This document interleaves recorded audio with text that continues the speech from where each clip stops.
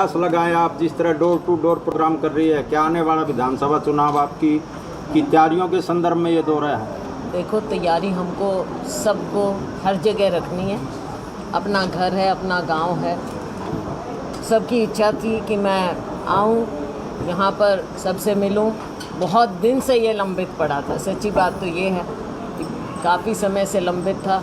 तो अब लोगों ने मुझे अल्टीमेटम दे दिया कि आपको ज़रूर आना पड़ेगा। तो मैं इसलिए आज यहाँ आई हूँ। वैसे देखो, अपने घर की बात होती है, घर में आना जाना हो ना हो, घर वाले तो घर वाले ही रहेंगे। तो ये प्यार हमेशा मुझे मिलता रहा है। मैं तो बल्कि रणधीर को भी कह रही थी, भाई सारे याद रखो, जहाँ से हारते आते थे, जीतते यहाँ से थे सारे। जीतते थे हमेशा हमारे हल्के में यहाँ के लोगों ने जिताया हमेशा।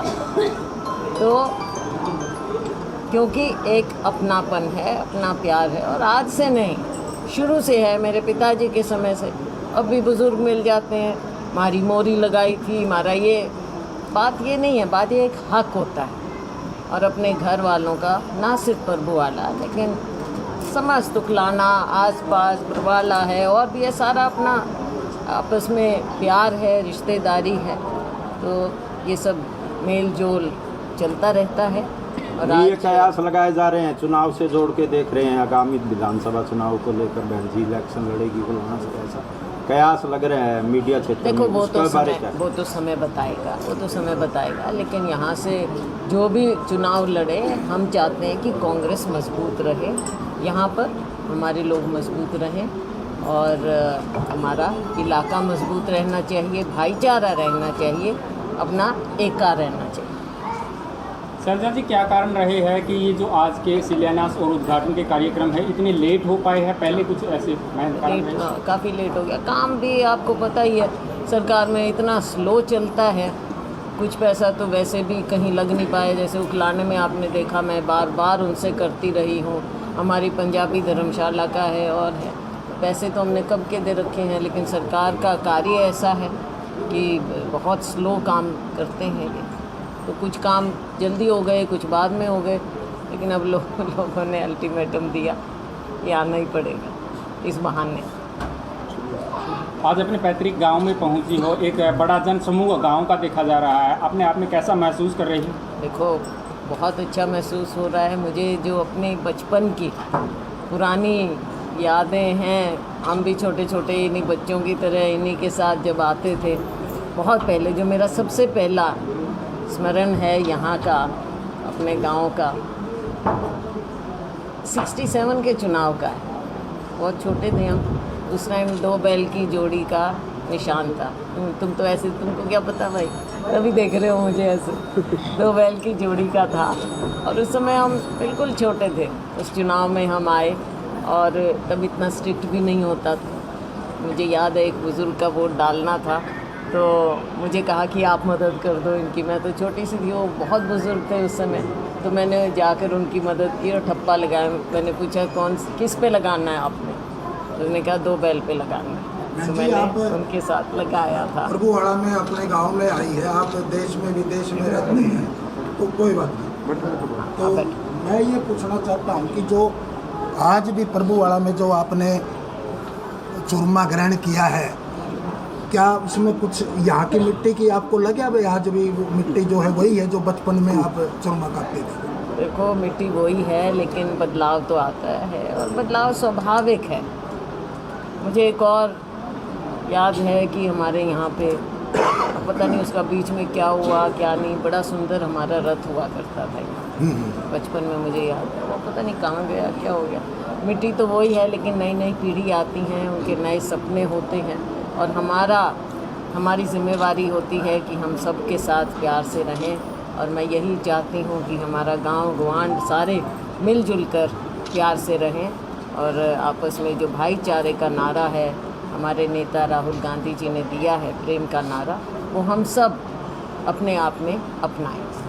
हम ये भी प्रस्ताव रखते हैं हल्का उखलाना की तरफ से, मीडिया के माध्यम से, कि जैसे प्रभुवाड़ा जैसे आपके अंदर अपनाता है, प्रभुवाड़ा में आपके प्रति अपनाता है, वे पूरे 59 गांवों में अगर ये सिस्टम है? बिल्कुल है। गुड। क्यों नहीं होगा? सिर्फ 59 क्या, मैंने पहले ही कहा कि कि केवल उकलाना नहीं है। देखो अब आप लोगों के कारण, इस मिट्टी के कारण, पहले मेरे पिताजी की पहचान बनाई, फिर मेरी पहचान बनाई है। तो लोग कहीं से भी पूछते हैं कहाँ के हो, तो मैं तो कहती हूँ ना पल्लू वाले के हूँ। तो ये चीज़ तो कभी हम अलहदा हो नहीं सकते। ये ज़रूर है कि यहाँ की मिट्टी के कारण आज मुझे जगह जगह दूर दूर जाना पड़ता है, जिम्मेवारियाँ भी मिलती हैं और वो भी निभानी पड़ती हैं। तो लेकिन अपने घर वाले ये समझते भी हैं कि समय जितना मैं चाहती हूँ वो नहीं निकाल पाती। 2024 की क्या तैयारियां हैं? 2024 के लिए पूरी तैयारी है। लोकसभा आएगा, उसके बाद विधानसभा आएगा नॉर्मल कोर्स में। और कांग्रेस पार्टी मजबूत है, लोगों के मन में कांग्रेस है। एक तो वैसे मन से है, दूसरा जो भारतीय जनता पार्टी आज के दिन जो हुकूमत में है, केंद्र में है, राज्य में है, यहाँ तो वैसे मिली-जुली सरकार है, यहाँ के प्रतिनिधि भी जजपा पार्टी से हैं। तो जो उम्मीदों से जिताया गया था वो बातें तो सारी एकदम उलट हो गई और भारतीय जनता पार्टी को बहुमत भी नहीं मिला, लेकिन उसके बावजूद इनकी सरकार बनी है, मिलजुल कर बनाई है। तो और पिछले 10 साल और 9 साल में आप देख भी रहे हैं, आज ये लोग जहाँ भी जाते हैं जो सत्ता में हैं, लोगों के रोष का सामना करना पड़ रहा है इनको। तो रोष एक दिन में पैदा नहीं होता है। इनका काम करने का तरीका, कारगुजारी, इनके झूठे वायदे, हर तरह की बात सामने है। चाहे केंद्र की मोदी जी की बात हो, इनके जुमलेबाजी हो, या फिर राज्य में जो इन्होंने वायदे किए और आज के दिन जिस तरह से भ्रष्टाचार चरम सीमा पर, महंगाई आसमान को छू रही है। युवाओं को देखो, बेरोज़गार घूम रहे हैं। हमारी लड़कियां इतना पढ़ लिख कर आगे आती हैं, हर जगह अपने जगह बनाती हैं। आज सबको काम चाहिए, नौकरी चाहिए। तो उसमें ये सरकार बिल्कुल पीछे हो गई। लेकिन सरकार का पीछे होना, मैं समझती हूँ उससे ज़्यादा जो हमारे प्रदेश को पिछड़ापन मिला है वो ज़्यादा एक गंभीर बात है।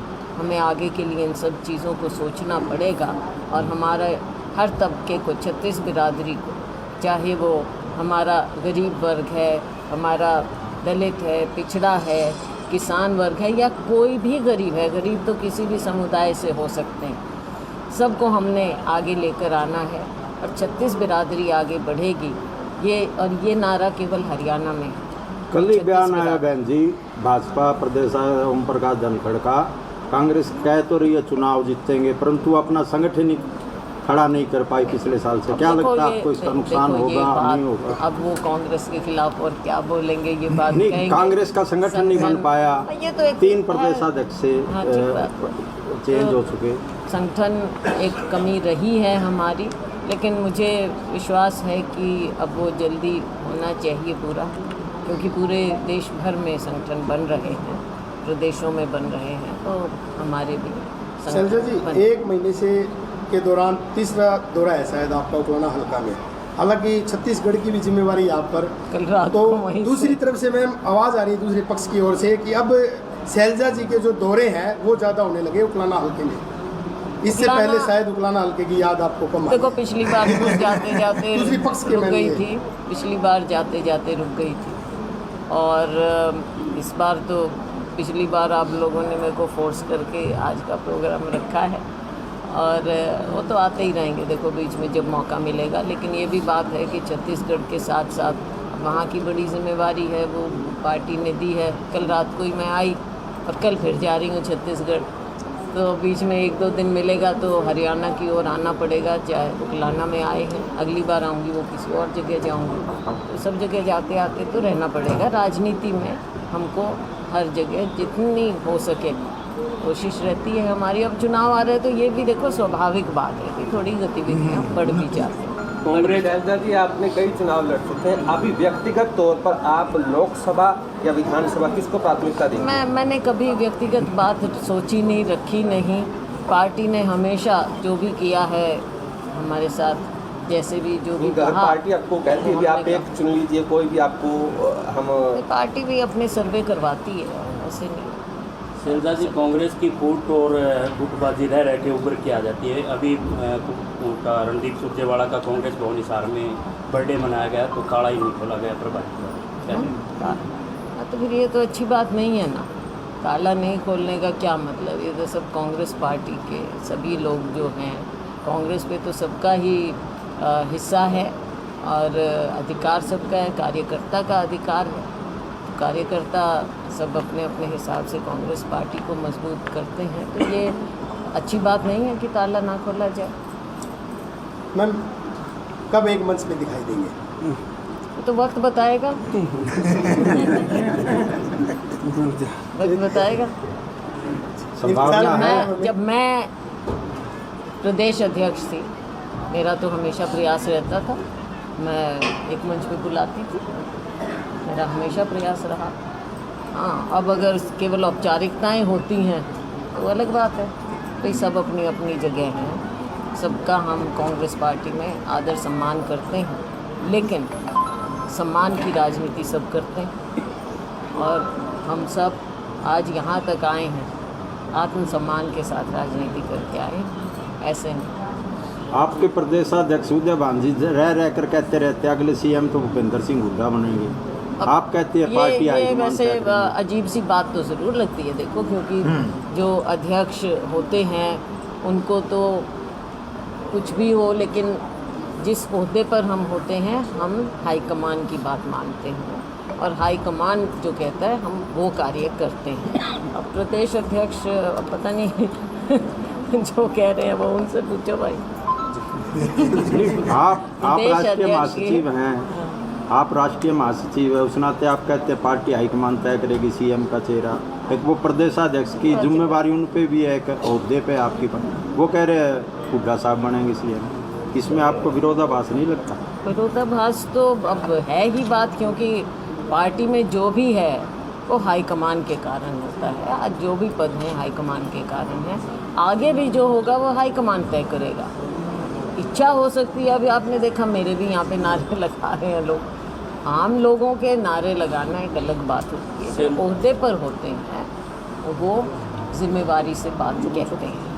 शैलजा जी, एक कार्यक्रम होने जा रहा है कांग्रेस का हिसार के अंदर 7 तारीख को। प्रदेशाध्यक्ष उसकी अध्यक्षता कर रहे हैं और मुख्य अतिथि दीपेंद्र हुड्डा है, इस बारे में क्या कहना चाहते हैं? अब ये तो वही लोग जज करेंगे, मैं क्यों हूँ इसमें बीच में। तो अध्यक्ष जी जाने क्या हो। एक कॉमन सी बात सीधा जी की एक लोकसभा होगी कि सारी अब नहीं, ये तो मजे एक छोटी सी बात है जी, आप पूरे देश में जाते हैं और केंद्र सत्र की लीडर हैं, क्या कहीं मीडिया ऐसा लगता है कि आपको तवज्जो नहीं देता? मुझे आपको या पार्टी को? हाँ, मैंने ये देखा है और हमने सबने देखा है कि जो केंद्र के बड़े नेशनल लेवल के चैनल हैं वहाँ किसी न किसी प्रकार का दबाव होता है। फॉर एग्ज़ाम्पल, मिसाल के तौर पर आप देखिए, राहुल जी की ऐतिहासिक भारत जोड़ो यात्रा थी। किसी को नहीं याद होगा कि किसी ने इस तरह की यात्रा की हो। राहुल जी ने की कन्याकुमारी से लेकर कश्मीर तक, ऐतिहासिक बात थी, करोड़ों लोग जुड़े थे। आप खुद बताइए, आंकलन कीजिए कि नेशनल मीडिया ने उसको कितना कवर किया। और फिर ओनरशिप इतने बड़े बिजनेस हाउसेस की है। आप लोग किसी नेशनल चैनल के साथ अगर हैं भी तो आप निष्पक्ष दिखाना चाहेंगे, लेकिन ऊपर जाकर किल हो जाएगी तो आप क्या करें? ये हमने देखा है। रीजनल में कम है, लेकिन नेशनल में क्योंकि बड़े बिजनेस हाउस कंट्रोल करते हैं।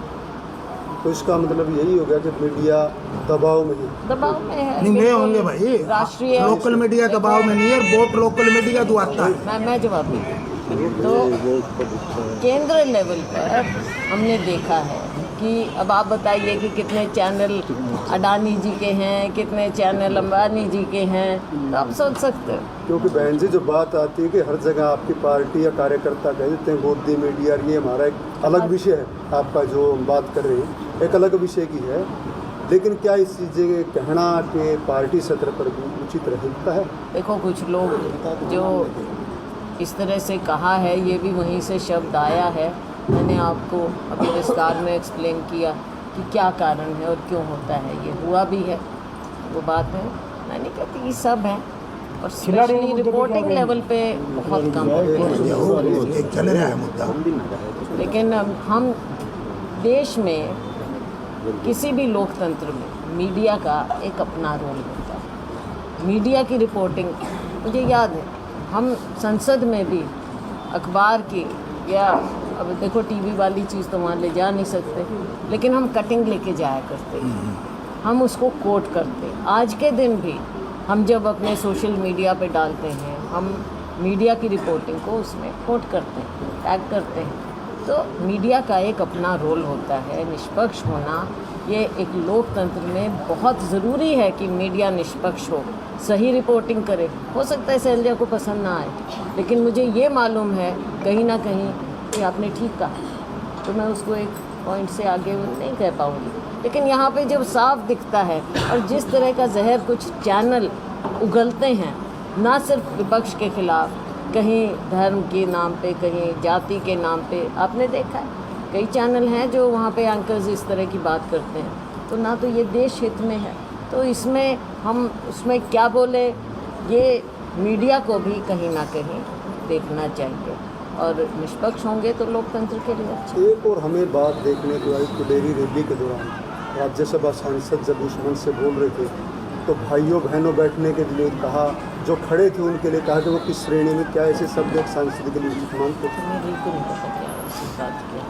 भाई भाइयों बैठो, बहनों बैठो, और जो खड़े हैं वो किस श्रेणी में हैं उनसे पूछना, ये कि मैं क्लियर करूँगी। जैसे मीडिया वाली गैलरी की तरफ वो आंगली करके बोले भाई ये किस श्रेणी के, इनका ये स्पष्ट नहीं कर रहे, मैं कर रहा हूँ। उससे थोड़ा है ये महसूस कर रहे हैं कुलाना की मीडिया में, फिर हम ना तो पुरुष श्रेणी में, ना हम स्त्री श्रेणी में, ये कुछ ऐसी इन्होंने ऐसी सुना। बातों में क्यों पढ़ो, देखो सब मीडिया को हम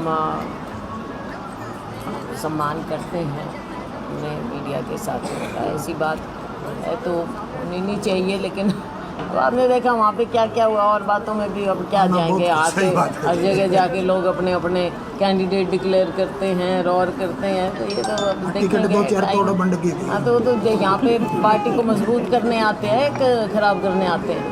यहीं पे आएंगे पार्टी मजबूत करने। बताओ मेरे को क्या राजनीति है? तो आप लोग देखो, क्या कि लोग तो देख रहे हैं, पार्टी मजबूत की जा रही है यहाँ के, यहीं पे उनकी जिम्मेवारी बनी है अगर वे पार्टी को मजबूत करने निकलेंगे। वो तो मैं देख रही हूँ किस तरह से चल रही है राजनीति, और लोग भी देख रहे हैं, लोग भी इस चीज़ का सब अपना अपना वो निकालते हैं कि भाई क्या किस तरह की राजनीति हो रही है। सही बात। एक खिलाड़ी रिजर्व हल्कों में जाके राजनीति करना, जो हम जहाँ से वहाँ पे जा के राजनीति करना, बताओ पिछली बार क्या कारण था? सिटिंग एमएलए कहीं कुछ जगहों के आ रहे, क्यों आ रहे? उन इलाकों के सिटिंग एमएलए क्यों आ रहे थे भाई? राजनीति इस लेवल पे लोग बर्दाश्त नहीं करते हैं। एक बहन जी खिलाड़ी बैठे हैं काफ़ी दिनों से, उनका मुद्दा है जोश का, उस बारे में किस नजरिए से? देखो हम भी गए उनके साथ, और जो बच्चियों के साथ हमारी लड़कियां, अब आज पर्व वाले में भी मैंने देखे हमारी बच्चियां, देखो कितना इनकी उम्मीदें होती हैं आगे निकलने की, काम करने की, मेहनत करने की, और ये तो हमारे लिए गर्व की बात है। हालांकि ये कहते हुए मैं ये भी कहूँगी कि ये पूरे देश के खिलाड़ी हैं, केवल हरियाणा के नहीं हैं, लेकिन गर्व होता है कि भाई अपने घर का कोई हो, अपने गांव का कोई हो, अपने क्षेत्र का हो, अपने राज्य का हो, तो एक अलग गर्व तो महसूस होता है। अब उन बच्चियों के साथ देखो ऐसे संगीन मामले हैं, उसमें ये सरकार इंसाफ देना तो दूर की बात है, उन बच्चों के साथ जो बर्ताव किया जाता है, इंसाफ कहाँ से मिलेगा? एक नाबालिग पहलवान ने अपनी जो शिकायत है वो वापस ले ली है, इसको लेकर के आप क्या कहेंगे? मैं नाबालिग बच्चे के बारे में कुछ नहीं कहूँगी, क्या है क्या परिस्थिति है, मैं कुछ नहीं कहूँगी। मैं सिर्फ ये कहूँगी कि न्याय मिलना चाहिए। शैलजा जी, कुछ सूचना ये भी मिल रही थी कि खिलाड़ियों को अमित शाह से मिलवाया गया है, आपको क्या लगता है उनके मिलने के बाद कुछ न्याय मिल पाएगा? देखो न्याय बच्चों को चाहिए। माहौल आज गांव के अंदर है, एक त्यौहार की तरह गांव, इसे जैसे होली दिवाली हम मनाते हैं, इसी तरह से आज एक त्यौहार के रूप में गांव इस दिवस को मना रहा है। बहन जी का अपने पैतृक गांव में जिस जोश और खरोश के साथ, जिस उत्साह और उमंग के साथ जो स्वागत किया जा रहा है, वास्तव में काबिल तारीफ़ है। इससे प्रतीत होता है कि आदमी की जड़ें अपनी कहाँ पे कितनी गहरी है। और इस प्रभुवाड़ा गांव ने आज ये भली भांति हमें परिचित करा दिया है कि शैलजा बहन जी उनकी बेटी है, उनकी बहन है और उनकी नेता है। और ये उनके हाथ में हरियाणा प्रदेश ही नहीं, पूरे हिंदुस्तान के हाथ दिया। उसके लिए हम सभी बहन कुमारी शैलजा जी का तहे दिल से आभार व्यक्त करते हैं। और एक बार मैं पुनः प्रभुवाड़ा गांव के सभी बुजुर्गों का, नौजवान साथियों का, माताओं बहनों का, हर दिल अजीज प्यारे बच्चों का, जिस उत्साह और उमंग के साथ बहन जी को आज इन्होंने सर आंखों पे बिठाया, हम इनका बारंबार धन्यवाद करते हैं। धन्यवाद। जय हिंद।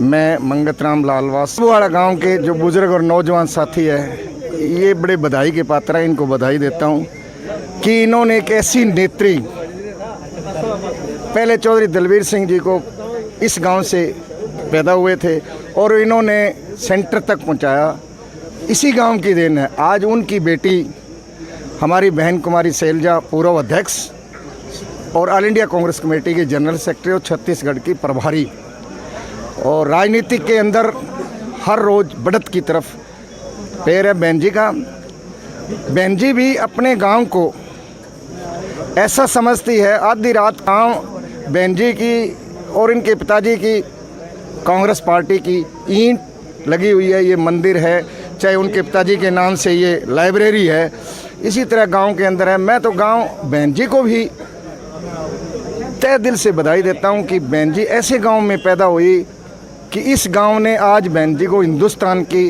राजनीतिक तक पहुंचाया है। ये एक बहुत बड़ी बात है और बहन जी का बड़ा लगाव है। आने वाले टाइम में हरियाणा के अंदर बहन कुमारी शैलजा हरियाणा की बागडोर संभालेगी, हरियाणा की मुख्यमंत्री बनेगी हुई हैं और कांग्रेस में एक सादगी से और ईमानदारी से कार्य बहन जी ने किए हैं। और उनकी जो प्रेरणा लेकर के और उनका बहन जी का जो सिस्टम रहा है वो बहुत ही काबिल तारीफ़ रहा है। और उम्मीद भी हम करते हैं, एरिया के लोग भी उम्मीद करते हैं, हरियाणा के लोग भी उम्मीद करते हैं कि बहन जी मुख्य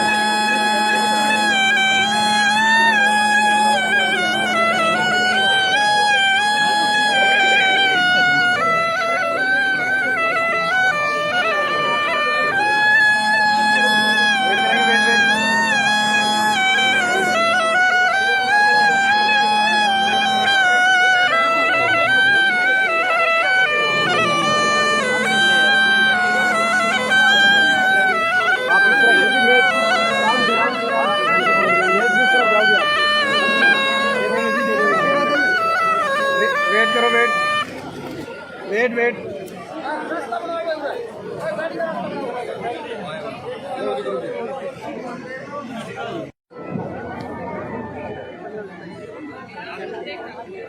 भाई थोड़ा सा यार